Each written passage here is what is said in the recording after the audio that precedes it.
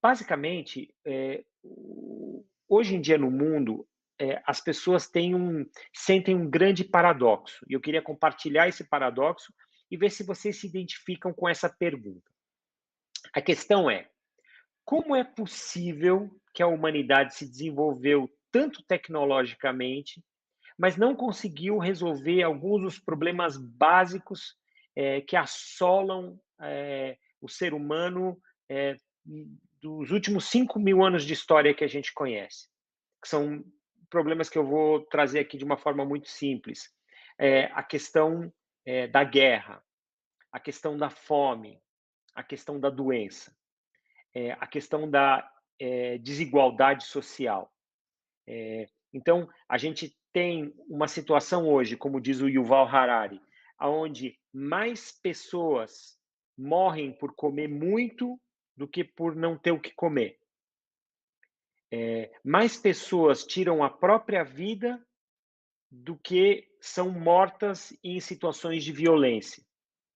Então, você diz, eu construí uma civilização aonde tem muito mais comida do que as pessoas precisam, mas a comida não chega para quem é mais pobre e as pessoas que têm acesso acabam comendo tanto de ficar doentes. É uma civilização onde mais gente tira a própria vida do que morre em situações de violência. Então, é uma situação muito paradoxal. Então, para tentar, de uma forma muito humilde, responder essa pergunta, eu montei uma pequena apresentação que eu acho que até o final dela a gente vai ter uma compreensão de um ponto de vista desses do que a gente chama de processos gêmeos. Então eu vou começar a passar aqui e a gente vai começar a olhar para a realidade do que está acontecendo no mundo. Essa apresentação é uma apresentação muito longa, eu não consegui diminuir ela do jeito que eu gostaria, então a gente vai chegar até um certo ponto e eu vou ter que parar, eu não vou poder continuar porque tem 50 slides aí, eu não vou conseguir apresentar tudo. Ah, eu queria trazer esse texto aqui, que é um texto que eu encontrei online uma vez, e ele diz assim, que a estatística é a arte de torturar os números até que eles confessem, e eles sempre confessam. A ideia é que qualquer coisa que eu trouxer aqui para vocês, principalmente na questão de números e tal, eles podem ser usados de uma forma ou de outra, dependendo do viés que eu quiser dar a isso.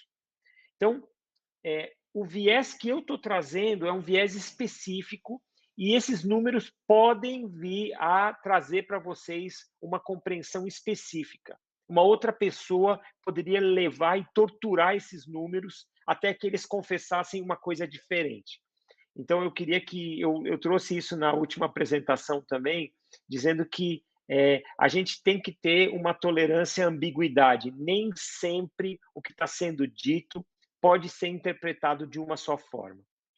Trouxe aqui para vocês uma referência da música mais importante já composta desde a história da música, que é a Nona Sinfonia de Beethoven, que foi composta entre 1817 e 1824. É a música mais completa, porque é uma sinfonia coral, é uma das músicas mais complexas e é uma das músicas que mais impactou a humanidade. Desde lá até hoje, eu acho que nenhum ser humano teve a coragem de dizer que compôs alguma coisa que se comparasse a isso, a essa nona de Beethoven, por mais habilidoso que esse compositor fosse. Eu quero que vocês guardem isso para depois a gente voltar a falar disso. Então é só um teaserzinho. Nesse processo desses últimos 200 anos, a gente teve um número muito grande de transformações no mundo. Vocês sabem que até a invenção do telégrafo, em 24 de maio de 1844, a humanidade como um todo não tinha um meio acessível de comunicação entre as pessoas. Então, a comunicação básica se dava através de cartas, e essas cartas eram carregadas através de meios de transporte como cavalo, carroça. Então, uma carta para cruzar o mundo poderia demorar um ano. Com a invenção do telégrafo, começa o processo de comunicação à distância em massa. Como vocês devem saber, o Samuel Morse, que inventou o telégrafo, mandou uma mensagem na noite de 24 de maio, em que ele diz o que Deus realizou. Então, ele começa com aquele código Morse que vocês conhecem, que vai fazendo aquele barulhinho, pi, pi, pi, pi, pi, pi, pi, pi, pi, e ele diz o que Deus realizou.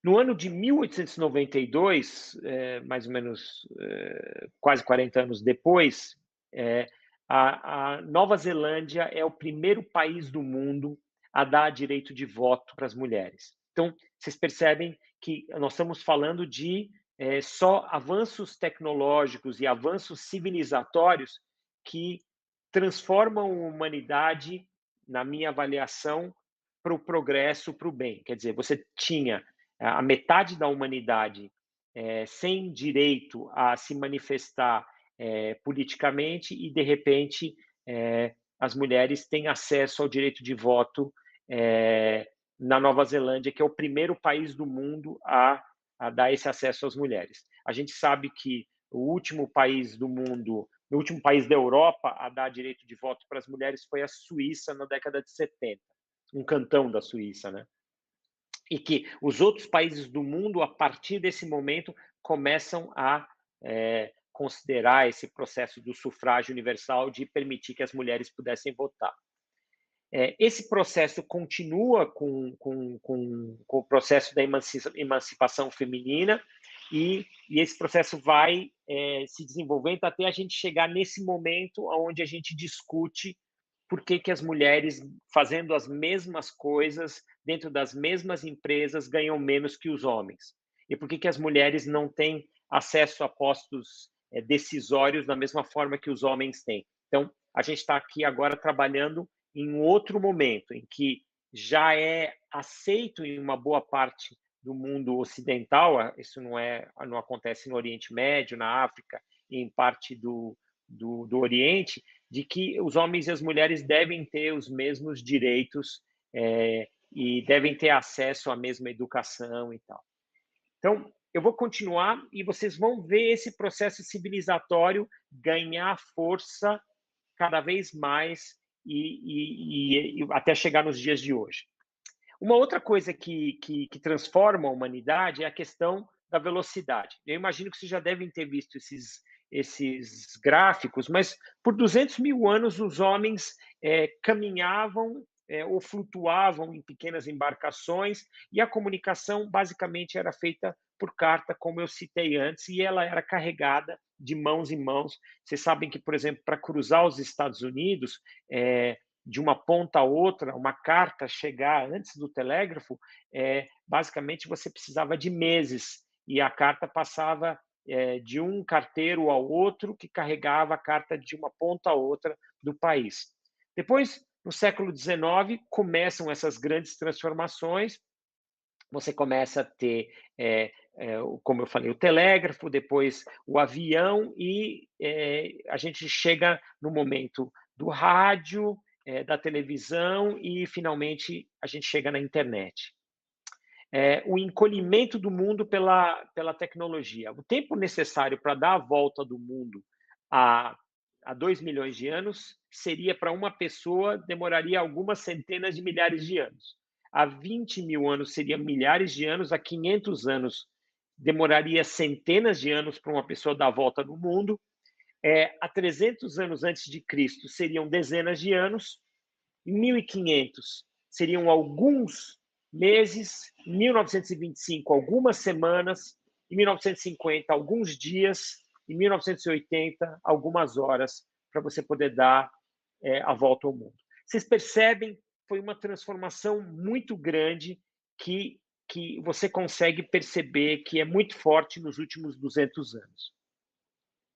Aqui é o encolhimento do mundo pela tecnologia. Esse gráfico também é um gráfico muito famoso, que mostra como um pedestre andava uma média de velocidade de 4,5 km por hora durante esse período todo. Você tinha a caravela a 8 km por hora, a diligência um pouco mais rápida, a locomotiva a vapor, o primeiro voo que atravessou o Atlântico, o primeiro avião supersônico, e de repente você tem a nave espacial que precisa aí de 25 mil quilômetros por hora para escapar da gravidade da Terra, até os satélites espaciais que chegam a 240 mil quilômetros por hora.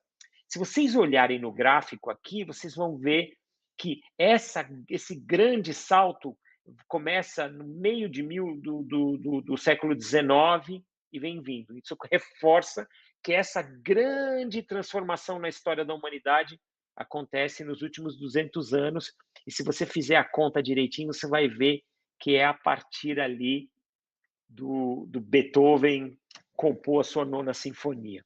A partir daquele momento tem alguma coisa acontecendo no mundo que permite essa transformação, de você perceber que tanto na comunicação, então era que a gente estava quase num platô.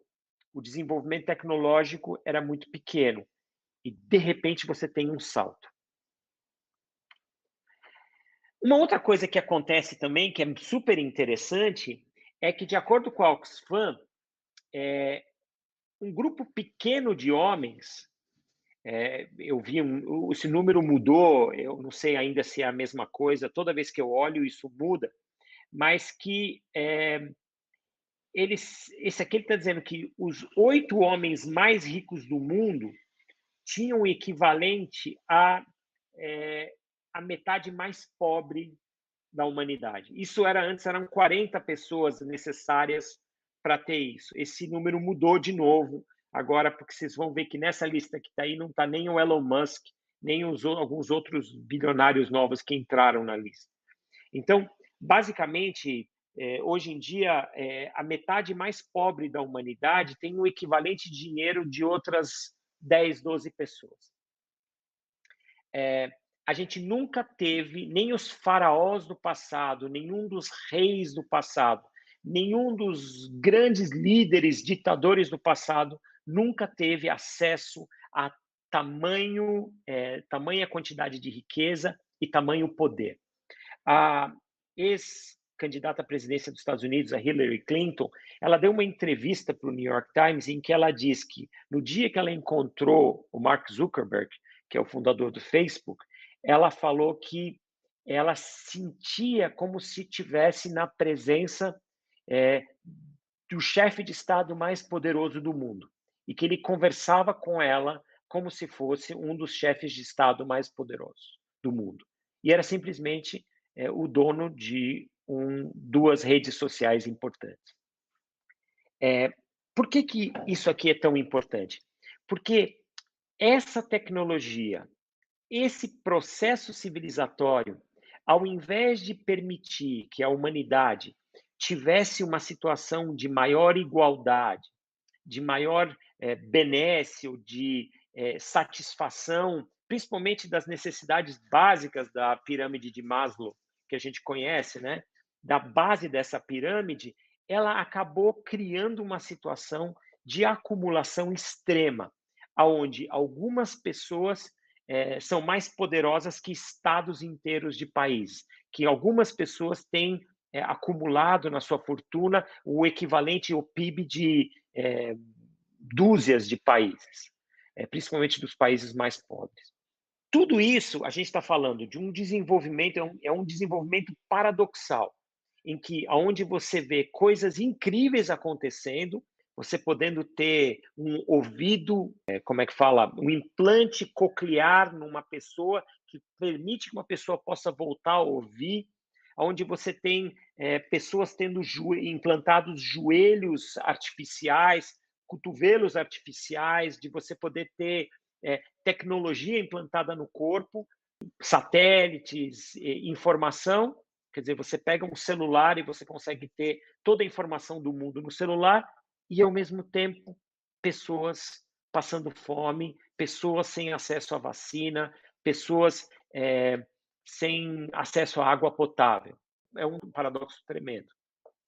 Hoje, apesar de todo esse desenvolvimento, nós estamos tendo a maior crise de refugiados desde a Segunda Guerra Mundial. Eu acho que na última vez que eu vi, a gente tinha uma situação de quase 34 milhões de pessoas em movimento, refugiadas. Um terço delas só da Síria.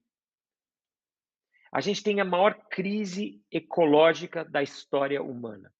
Quantidades inenarráveis de plástico, lixo, sujeira sendo jogadas no mar. Você tem o desmatamento da Amazônia e de florestas tropicais, tanto da África quanto da Ásia, sendo aceleradas o tempo todo. Então, nós temos um mundo que tem satélites que podem monitorar isso, você tem tecnologia que poderia minimizar, mitigar essa destruição, e ao mesmo tempo a gente tem um processo de destruição da natureza sendo acelerado cada vez mais. O número de suicídios nos Estados Unidos. Hoje em dia, os Estados Unidos, que é a nação mais rica do planeta e tal, o número de suicídios só é comparável ao de 1948 no pós-guerra. A gente sabe, um número grande de suicídios aconteceu nos Estados Unidos depois da Guerra do Vietnã, um número grande de suicídios aconteceu depois das guerras do Golfo. A gente sabe que os soldados voltam para casa, acabam tirando as próprias vidas, e a gente sabe da tristeza que é isso. Mas se você pensar como que a nação mais rica do mundo tem um número tão grande de suicídios? E olha, vocês vão ver, esses suicídios que estão nessa estatística são os suicídios com arma de fogo, ou em alguma situação claramente onde uma pessoa pulou de uma ponte e tal. Mas os suicídios químicos, que são os suicídios através de bebidas alcoólicas, drogas, eles não entram nessa lista. E é um número gigantesco de suicídios. A ponto de, eu não sei se vocês sabem, mas eu escutei um podcast sobre uma rede social que foi montada por um uruguaio e um americano, só voltada para suicídio. Então, uma pessoa que quer tirar a própria vida entra nessa rede social para ter o apoio de outras pessoas para poder tirar a própria vida. De novo, estamos falando de um paradoxo incrível. Como que nós temos tanto e temos, ao mesmo tempo, tantos problemas?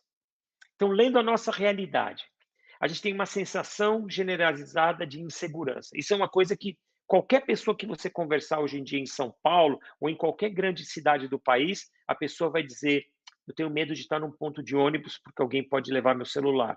Eu tenho medo de andar na rua à noite porque pode acontecer alguma coisa comigo, com a minha esposa, com meu filho. Naturalmente, as pessoas começaram a perder a confiança nas pessoas e nas instituições. A gente percebe modelos anacrônicos de organização social. A gente percebe uma resistência enorme das pessoas à mudança. E a gente percebe novos paradigmas de coisas muito legais convivendo lado a lado com os paradigmas do passado. Padrões ultrapassados deixam aos poucos de atender a necessidade das pessoas. A gente percebe isso. Sociedade deixa de funcionar de forma harmônica, tecido social se deteriora, vai se esgarçando. Aí você diz: puxa vida, mas não tem uma solução para isso? Por que a gente está vivendo isso? O nosso modelo de democracia que a gente conhece no mundo também começa a se esgarçar aos poucos. A gente percebe que o modelo democrático não está permitindo que você tenha uma situação de mais segurança e liberdade. O Edgar Morin, que é um filósofo francês muito importante e veio para o Fronteiras do Pensamento, na época que eu também estava trabalhando com Fronteiras, ele fez uma palestra falando sobre a questão de segurança e liberdade. Ele diz assim: quanto mais segurança nessa sociedade que a gente tem hoje, quanto mais segurança você tem, menos liberdade você tem. Quanto mais liberdade você tem, menos segurança você tem. Se vocês pensarem bem, isso não deveria necessariamente acontecer, mas é a nossa realidade. Então, para você poder se sentir seguro, você tem que se isolar. Você tem que se trancar na sua casa. Você tem menos liberdade de sair de dia, sair de noite e ir para lugares. Por quê? Porque esses lugares podem ser um perigo para suas posses, para as coisas que você tem, ou até para a sua própria vida ou a vida da sua família. O resultado desse pacote todo e olha, pessoal, eu não vou trazer só uma coisa ruim para vocês, eu só estou mostrando o lado que a gente está vivendo. Eu vou falar de coisas boas à medida que a gente for caminhando. Eu peço a vocês que tenham paciência, porque a gente vai chegar lá. O resultado é desesperança, falta de clareza, ansiedade, depressão, violência, banalização das relações humanas, aquela ideia de a fila anda, tá tudo bem, eu posso, vai, como se o coração da gente fosse de pedra e a gente não fosse afetado por essas quebras nos relacionamentos entre as pessoas. Alienação, apatia e desorganização social. Uma das coisas que ficou mais normalizada é a ideia do hedonismo. Essa coisa do culto ao corpo, culto à beleza, a ideia de que você, para ser feliz, você precisa ser bonito. Ou que bonito é esse? É o bonito branco? É o bonito loiro? É o bonito. O que é isso? Quer dizer, então, na África ninguém é bonito, na Ásia ninguém é bonito. O que é bonito? O que é essa culto a um corpo é, olímpico, assim, um, um narcisismo quase doentio?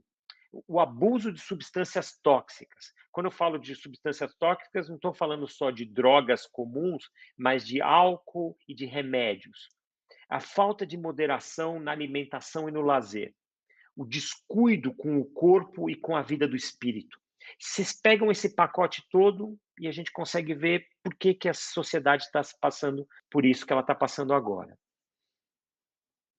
E a manutenção de sistemas obsoletos. O que, que é manutenção de sistema? É um sistema que não funciona. Imagina um carro que queima gasolina. Isso é um sistema obsoleto. Por que, que você mantém isso se você tem outras tecnologias? É uma boa pergunta que a gente pode depois discutir no momento em que a gente estiver conversando. Vou trazer um texto aqui. O bem-estar de qualquer segmento da humanidade está inextricavelmente ligado ao bem-estar do todo. A vida coletiva da humanidade sofre sempre que qualquer grupo particular pensa em seu próprio bem-estar de forma isolada dos seus vizinhos, ou busca o ganho econômico sem levar em conta o meio ambiente natural, que provê sustento a todos, para todos. E é afetado. Uma persistente barreira, então, coloca-se no caminho do progresso social significativo. Repetidamente, a avareza e o interesse próprio prevalecem às custas do bem comum. Então, o que está sendo dito aqui? Que, ou eu traduziria isso de uma forma bem simples com o bordão, ou é bom para todo mundo ou não é bom para ninguém. Aí o cara diz, mas tem sido assim há muito tempo. O problema é que isso tem um limite e a gente está chegando perto desse limite, porque a Terra, como estrutura viva, a Terra Gaia, ela não aguenta mais o que o ser humano está fazendo com ela. E ela não aguenta mais exatamente por conta das relações de um ser humano com o outro e dos valores que os seres humanos adotaram para suas vidas. Quantias inescrupulosas de riqueza são acumuladas, e a instabilidade assim criada é piorada pela forma como a renda e oportunidades são distribuídas de forma tão desigual, seja entre as nações, seja dentro delas. Mas não é preciso que assim o seja.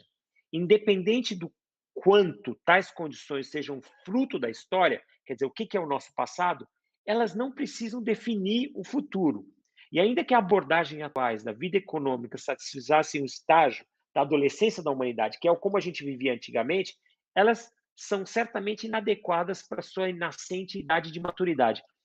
Esse texto está dizendo que a humanidade está nascendo para uma nova maturidade. Ela está saindo de um período de adolescência e ela está entrando na faculdade de uma nova realidade. Quando eu digo humanidade, são seres humanos como um todo. Não é um país específico, não é um grupo específico, é a humanidade como um todo. Não há justificativa para que se perpetuem estruturas, regulamentos e sistemas que manifestamente não conseguem servir aos interesses de todos os povos. Os ensinamentos da fé Bahá'í, que dizem assim, não deixam espaço para essas dúvidas. Existe uma dimensão inerentemente moral para a geração, distribuição e utilização da riqueza e dos recursos. Isso é da Casa Universal de Justiça, é o órgão administrativo máximo Bahá'í, que escreveu isso em março de 2017, numa carta para o resto do mundo todo. Então, a ideia, com essa reflexão que eu estou trazendo, a gente regula a nossa vida com valores morais e espirituais, mas eles precisam ser refletidos na forma como a gente gera riqueza e a forma com que a gente gasta a riqueza que a gente gera. Isso é uma coisa que a gente vai poder falar um pouco mais lá para frente também.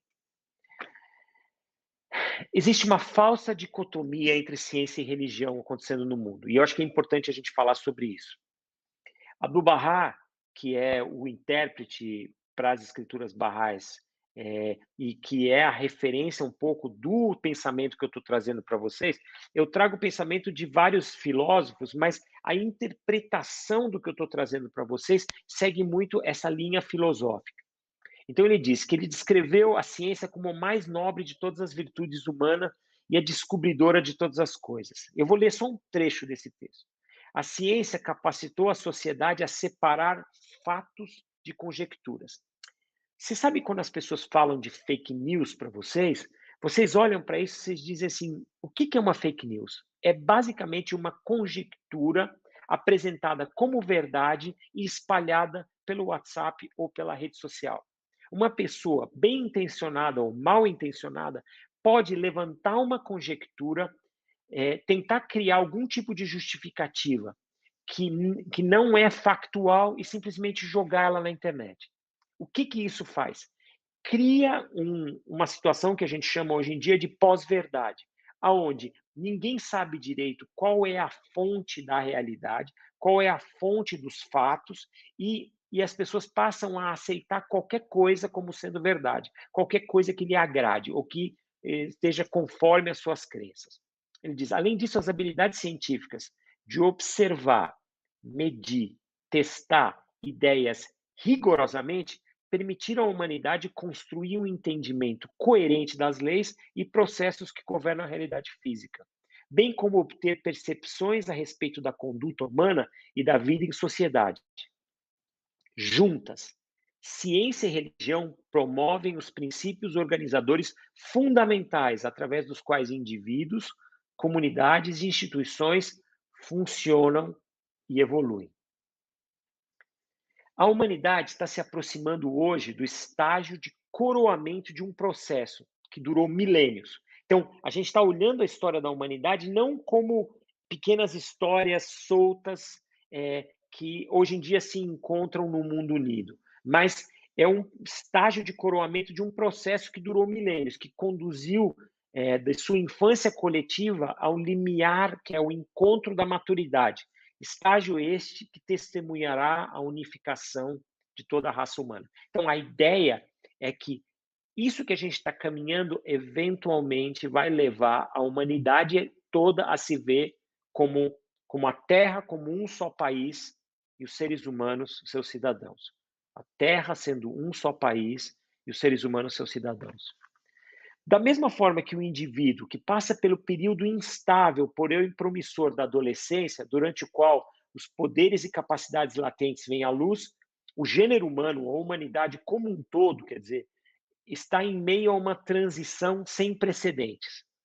Por trás de tanta turbulência e comoção da vida contemporânea estão os rompantes irregulares de uma humanidade esforçando-se para amadurecer. O que é esse período da adolescência? É um ser humano que já tem corpo de homem ou mulher, tem as capacidades e as forças de um adulto, mas talvez não tenha capacidade cognitiva ou a capacidade de tomada de decisões de um adulto.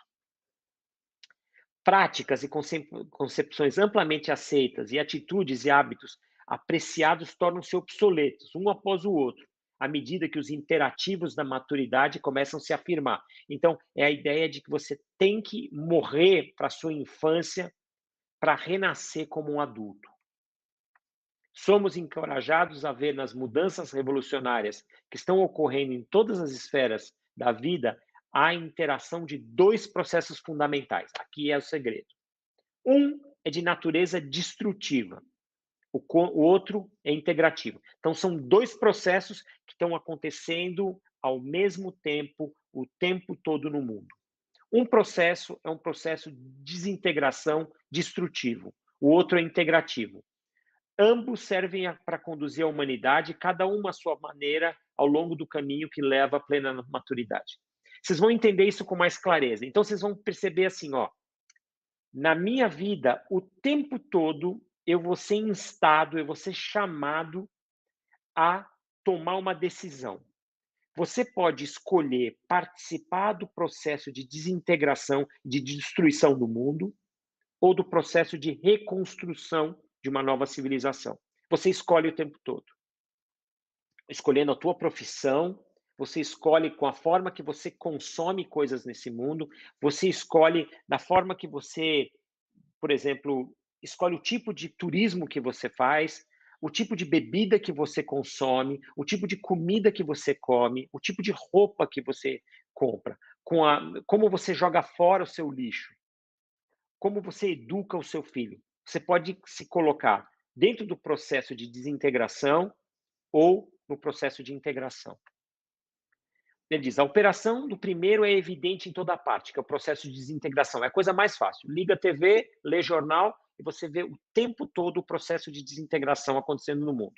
Nas vicissitudes que têm afligido instituições consagradas, na impotência dos líderes em todos os níveis para reparar, consertar as fraturas que se apresentam na estrutura da sociedade, no desmantelamento dos padrões sociais que há muito têm mantido sob controle paixões indecorosas, e no desânimo e indiferença mostrados não somente por indivíduos, mas também por sociedades inteiras que perderam qualquer senso vital de propósito. Então, o que está sendo dito aqui? O processo de desintegração, quando apresentado o tempo todo para a gente na televisão, no rádio, na internet, gera na pessoa uma falta de um senso vital de propósito e um desânimo e indiferença que fazem com que as pessoas fiquem paralisadas. Então você pega um jovem universitário que tinha que estar extremamente feliz, extremamente energético, extremamente otimista em relação ao futuro, o cara dizendo assim: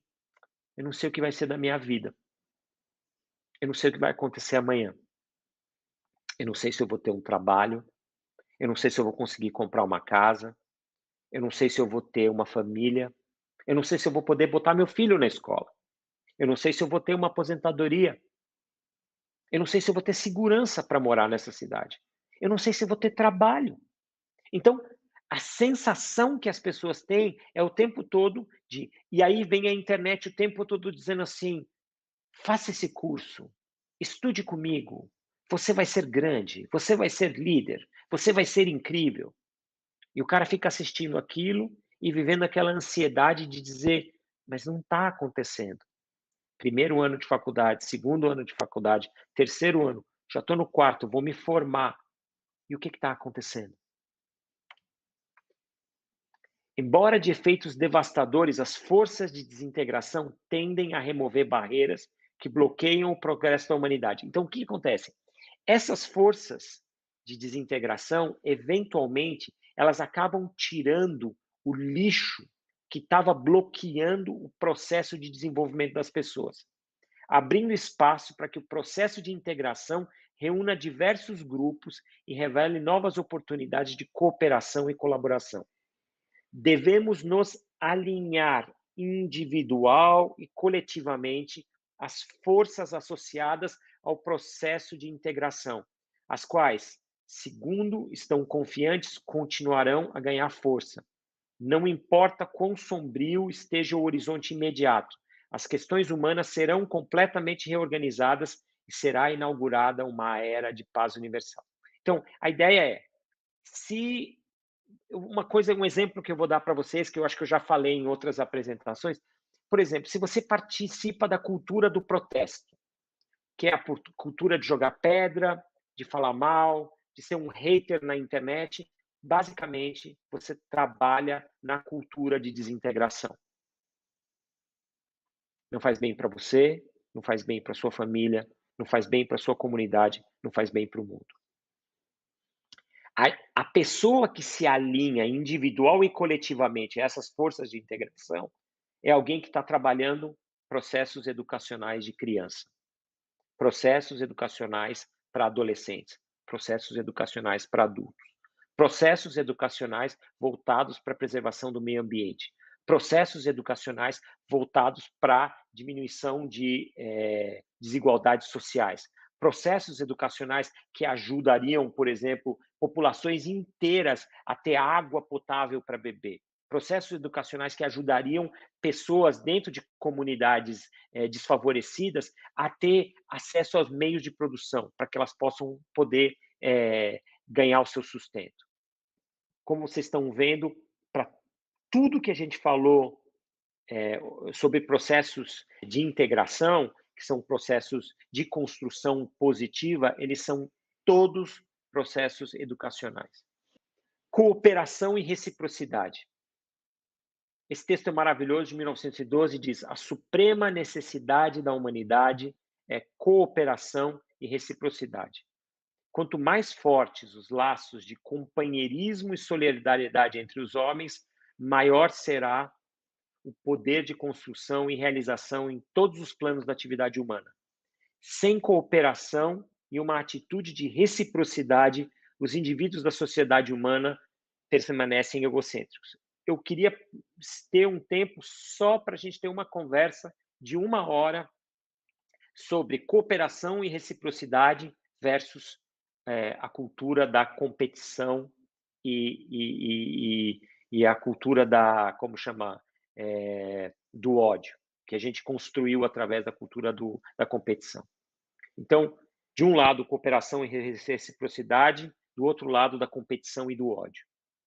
E a gente poderia falar 1 hora sobre isso, trazendo exemplos, principalmente o trabalho que o Jeremy Rifkin fez num livro que chama Civilização Empática. Eu estou traduzindo para o português, chama The Empathic Civilization. Eu não vi o livro em português, mas eu sei que tem aqui. E o Jeremy Rifkin eu acho que é um dos maiores gênios vivos com a gente hoje, em que ele consegue provar que a empatia, a cooperação e a reciprocidade são muito mais importantes para o progresso da sociedade do que a competição. A história dos 2 lobos eu já contei para vocês. Eu queria falar para vocês de Sócrates. Sócrates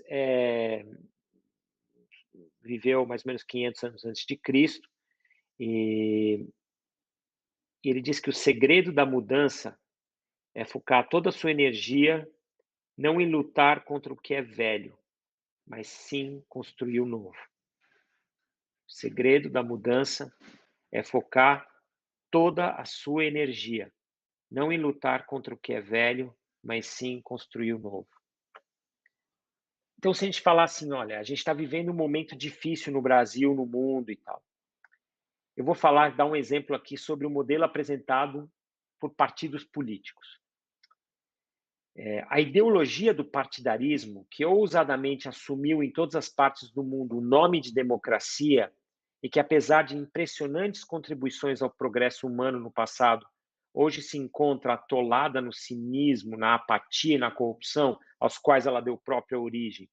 Ao selecionar aqueles que irão tomar decisões coletivas em seu favor, a sociedade não necessita nem é bem servida pelo teatro político de nomeações, candidaturas, campanhas eleitorais e solicitações de votos. Por que eu trouxe esse texto? Porque hoje em dia no mundo existe uma fantasia, uma grande mentira de que você promove transformação social por associação a partidos políticos. E não tem nada mais mentiroso do que isso, de que a ideia de fortalecimento de partidarismo geraria progresso dentro de uma civilização. No passado, um modelo político de democracia, sim, serviu ao progresso humano em uma certa medida. Mas hoje, como diz aqui o texto, está atolada no cinismo, na apatia e na corrupção. Por que eu estou trazendo isso? Porque se nós formos promover algum tipo de transformação na nossa vida particular, na vida da nossa família, na vida da nossa comunidade, a gente precisa ultrapassar esse paradigma do partidarismo, que é eu, nós contra eles. Eu, progressista contra conservador, eu, conservador contra progressista. E a gente sabe quais são essas fórmulas de eu contra ele que estão jogando não só o Brasil, mas o mundo inteiro numa guerra fraticida, né, que a gente chama, que é uma guerra entre irmãos. Agora eu vou tentar ler isso aqui bem rápido, Essa é uma reflexão rápida que eu fiz, que eu gostaria de compartilhar com vocês. O que está em amarelo é o modelo antigo, então eu coloco assim: modelo antigo nacionalismo, que é a fantasia de um país ou um povo autossuficiente, superior. Nacionalismo associado a xenofobia e racismo. Patriotismo saudável não é problemático. O problema é o nacionalismo. E é essa fantasia de um país ou um povo superior. E a coisa da ideia do ódio ao estrangeiro, que é basicamente a xenofobia e o racismo. Modelo novo está ligado à união dos países. A compreensão da interdependência entre todos os povos e nações da Terra, todos buscando se aproximar cultural e economicamente dos demais. Sentimento de fraternidade universal. Então, esse aqui, esse aqui é o modelo antigo, esse é o modelo novo. De novo, modelo antigo, educação. Educação como commodity. Valores humanos são excluídos do processo. Modelo novo, acesso universal à educação de qualidade. Valores humanos universais são introduzidos ao processo. Valores morais e espirituais são introduzidos ao processo. Essa é a nova educação. Modelo antigo de relação entre países, era de dominação através de violência e força bruta. Visão militarista, influência através de produtos comerciais, da mídia escrita, cinema e televisão. O modelo novo é o modelo do multiculturalismo. Cultura de paz, resolução pacífica de conflitos e soft power. Tudo isso a gente poderia conversar horas sobre isso, mas a gente vai correr aqui.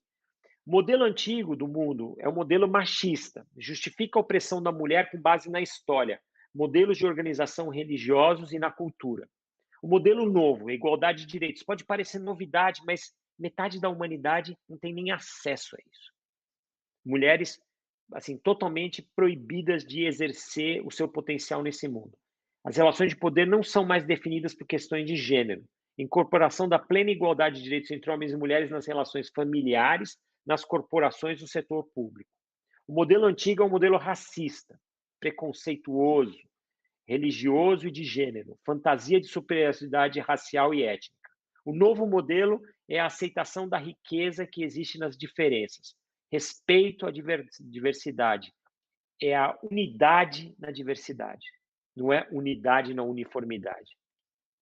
Conceito antigo, era um conceito de liderança individual. Então, as pessoas se voltam a líderes messiânicos, que se propõem a salvar uma raça, nação, um povo. A centralização do poder e da autoridade.